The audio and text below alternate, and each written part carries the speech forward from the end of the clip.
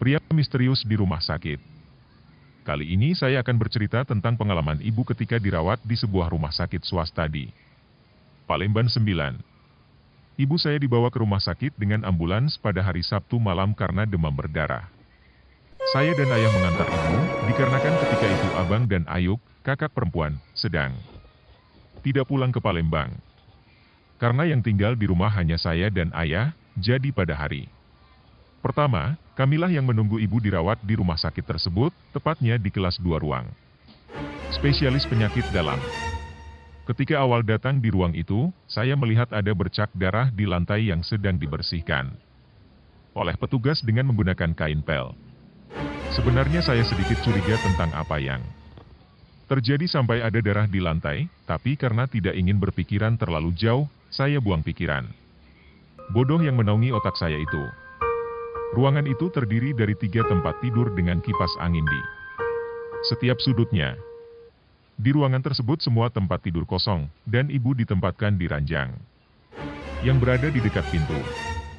Pada malam pertama, saya dan ayah menunggu ibu, dan memang tidak terjadi apapun di ruang itu. Saya dan ayah mengobrol sampai larut malam, hingga tertidur. Besoknya, pada hari Minggu, saya harus bergegas pulang dan bersiap untuk berangkat ke sekolah, karena SMA saya berasrama. Jadi saya tidak bisa menunggu ibu pada hari selanjutnya.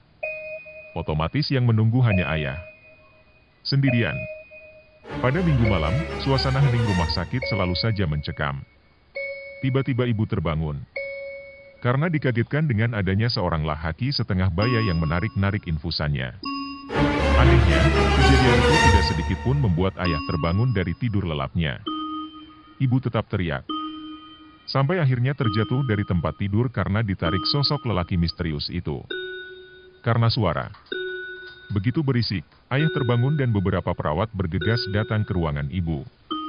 Mereka melihat ibuku sudah terbaring di lantai dengan tiang infusan yang sudah terjatuh terpisah dengan botol infusinya, dan ibu hanya memperlihatkan wajah shock. Singkat cerita, di pagi harinya kejadian itu sempat heboh. Orang-orang dari ruangan lain berdatangan menjenguk ibu. Alhamdulillah, gak terjadi apa-apa pada ibuku. Ternyata dari cerita seseorang di ruangan lain, diketahui bahwa sebelum ibuku masuk ke ruangan kelas 2 itu, kebetulan ada orang yang sakit demam berdarah juga. Namun ia meninggal karena memuntahkan darah yang banyak dari tubuhnya.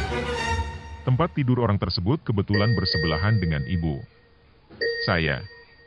Curiga mungkin darah tadi yang saya lihat sedang dibersihkan oleh petugas adalah darah orang yang meninggal di ruangan itu. Saya bersyukur setelah malam itu, malam selanjutnya tidak terjadi kejadian aneh, dan bersyukur kejadian